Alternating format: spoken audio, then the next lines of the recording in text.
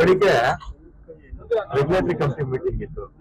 ಅಲ್ಲಿ 12,000 ಕ್ಯೂಸೆಕ್ ನೀರು 15 ದಿನ ಬಿಡಿ ಅಂತ ಹೇಳಿದ್ದಾರೆ. ಆದ್ರೆ 15 ದಿನ ಅಂತ ಹೇಳಿದ್ರೆ ಹತ್ರ 15 TMCಗಿಂತಲೂ ಹೆಚ್ಚು ಬಿಡಬೇಕಾಗುತ್ತೆ. ಮತ್ತೆ ಮಧ್ಯಾಹ್ನ CWMA ಇದೆ, ಮಾನಿಟರಿಂಗ್ ಅಥಾರಿಟಿ ಮೀಟಿಂಗ್ ಇದೆ. ನೋಡೋಣ ಏನಾಗುತ್ತೋ. ಆಮೇಲೆ ನಮ್ಮ ACS ಹೋಗಿದ್ದಾರೆ. ಆಮೇಲೆ ನಮ್ಮ ದೆಹಲಿಯಲ್ಲಿ ಇರ್ತಕ್ಕಂಥ ನಮ್ಮ ವಕೀಲರು, ಅವರು ಸುಮಾರು 15-20 ವರ್ಷದಿಂದ ಅವರೇ ಈ ಕಾವೇರಿ ವಿಚಾರದಲ್ಲಿ ಅಥವಾ ಕೃಷ್ಣಾ ವಿಚಾರದಲ್ಲಿ ಅವರೇ ನಮ್ಮ ರಾಜ್ಯದ ಪರವಾಗಿ ವಾದ ಮಂಡಿಸ್ತಾ ಇರ್ತಕ್ಕಂಥವ್ರು. ಮತ್ತೆ ಇಲ್ಲಿ ಎಕ್ಸ್ಪರ್ಟ್ಸ್ ಇದಾರಲ್ಲ, ಟೆಕ್ನಿಕಲ್ ಎಕ್ಸ್ಪರ್ಟ್ಸ್ ನೀರಾವರಿ ಕ್ಷೇತ್ರದಲ್ಲಿ, ಅವರೆಲ್ಲ ಕೂಡ ದೆಹಲಿನಲ್ಲೇ ಇದ್ರು. ನಮ್ಮ ವಾದ ಕೇಳಿದ್ದಾರೆ, ಅವ್ರ ವಾದ ಕೇಳಿದ್ದಾರೆ, ಮಾಡಿದ್ದಾರೆ. ಮತ್ತೆ ಮಧ್ಯಾಹ್ನ CWMA ಮೀಟಿಂಗ್ ಇದೆ, ನೋಡೋಣ. ಮತ್ತೆ ಸುಪ್ರೀಂ ಕೋರ್ಟ್ ಅಲ್ಲೂ ನಾಳೆ ಕೇಸ್ ಇದೆ. ನಮ್ಮ ACS ಅವರು, ನಮ್ಮ ಇವ್ರು ಟೆಕ್ನಿಕಲ್ ಅಡ್ವೈಸರ್ಸ್, ನಮ್ಮ ವಕೀಲರು ವಾದ ಮಾಡ್ತಾರೆ.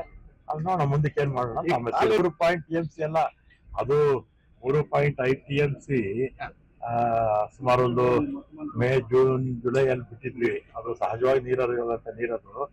ಆಮೇಲೆ ಅವರು 3.5 TMC ನೀರು ಬಿಡಿ ಅಂದ್ರಲ್ಲ, ಅಷ್ಟೊತ್ತಿಗೆ ಏನಾಯ್ತು, ನಮ್ಮ ಕಬಿನಿ ಡ್ಯಾಮ್ ತುಂಬೋಯ್ತು.